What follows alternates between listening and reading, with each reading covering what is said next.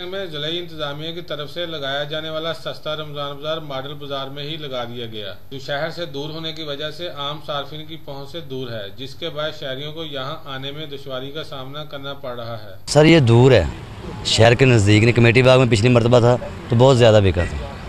ये मॉडल बाज़ार में आया है। इधर लोग जो कमाल चौक से या हौसन कुंज से आएगा 30 रुपये रिक्शे का किराया ला कर आएगा, 30 जहाँ 3 उतना पैकेज नहीं है।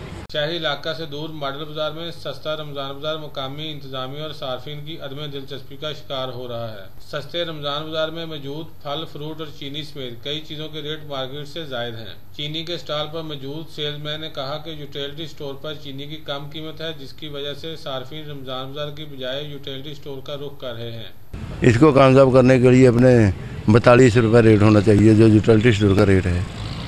ओवर टैक्स में लगाया गया सस्ता रमज़ान बाज़ार लोगों के लिए अजाब बन चुका है।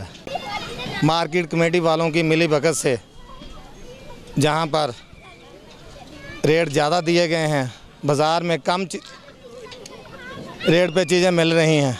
मेरी वज़ीर आला पंजाब से गुजारिश है कि इस बाज़ार का अल्लाह ही हाफ़िज़ है, इस पर गौर किया जाए। बहुत बुरा तरीके नाल जिहड़ा बाज़ार फ्लॉप होया, को मार्केट कमेटी के चेयरमैन की कोई किसी किस्म की कोई दिलचस्पी नहीं है। चाह के जोड़े उत्ते प्राइस कंट्रोल बनाए आ कमेटियां, ये अपने अपने जनाब हिस्से वंडन के चक्कर च ने।